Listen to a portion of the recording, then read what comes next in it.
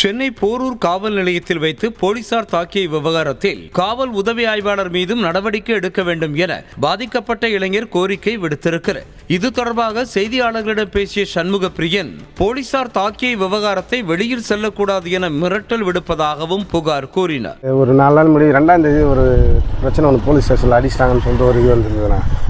வந்துருந்துச்சு. நானும் கம்ப்ளைண்ட்லாம் வேணாம் அப்படின்னு சொல்லிட்டு நான் விட்டுட்டு கொஞ்சம் அப்படியே கம்முன்னு விட்டுறேன். எனக்கு ஏன்னா அது நம்ம ஒரு தொழில் பண்ணுறோம், நம்மளுக்கு எந்த இது பிரச்சனை வரக்கூடாது சொல்லிட்டு அப்படியே விட்டுறேன். இப்போ என்னென்னா இன்றைக்கி தான் நான் வந்தேன். இன்றைக்கி பார்த்தீங்கன்னா என்னோடய கடையில் போய்ட்டு எதுவும் மிரட்டியிருக்காங்க. ஹவுஸ் ஓனர் மிரட்டுறாங்கன்னு சொல்ல, அவங்கள போய்ட்டு எங்கள் வீடு தெரியுமா அப்படின்னு கேட்டிருக்காங்க. அதேமாதிரி வீட்டு ஹவுஸ் ஓனர்கிட்ட கேட்டிருக்காங்க. யார் கேட்டாங்கன்னு தெரில. அது ரொம்ப இது பண்ணாங்க. எனக்கு பிரச்சனை வேணாம், நான் போனேன். இன்றைக்கி இப்போ எனக்கு பார்த்தீங்கன்னா இதுக்கப்புறம் இப்போது நான் அவங்க சொன்னது எல்லாமே செஞ்சேன். கம்ப்ளைண்ட் கொடுக்காதப்பா நாங்கள் கம்ப்ளைண்ட் கொடுக்கல. அதே மாதிரி எந்த இதுலேயும் பேட்டி கொடுக்காத, மீடியாவில் கொடுக்காதப்பா அப்படின்னாங்க. அதையும் எதுவுமே கொடுக்கல. இப்போ நான் எல்லாமே கோஆப்ரேட் பண்ணி எனக்கு எது பிரயோஜனமும் இல்லைங்களா. நான் என்ன ஆச்சுண்ணா உங்களுக்கு?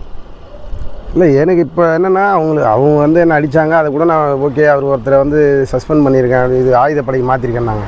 அதெல்லாம் ஓகே தானே. எனக்கு அது இல்லாமல் அதில் இப்போ ஒருத்தரை தான் பண்ணியிருக்காங்க. என்னை அடித்தது 2 பேர். அதில் ஒருத்தர் மட்டும் இன்னொருத்தர் இது வரைக்கும் அவர் இன்னொருத்தர் மன்னிப்பே என்கிட்ட கேட்டார். அந்த மன்னிப்பு கேட்டவர் தான் இப்போ சஸ்பெண்ட் பண்ணிக்கிறாங்க. இன்னொருத்தர் யாருன்னே தெரில. அவரை இது வரைக்கும் காட்டவே மாட்டுறாங்க. அவர் எங்கே இருக்காருன்னே சொல்ல மாட்டுறாங்க. பேர் கூட சொல்ல மாட்டுறாங்க. இப்போ அவர் மேலே நடவடிக்கை. அந்த ஒருத்தர் மட்டும் அவரும் தானே அடித்தார், இவரும் தானே அடித்தார். அவர் மேலே நடவடிக்கை எடுக்கணும். எனக்கு இன்னொன்று என்ன ஒன்று இது பண்ணோம். என்னால் இது வீட்டில் நிம்மதியாக இருக்க முடியல.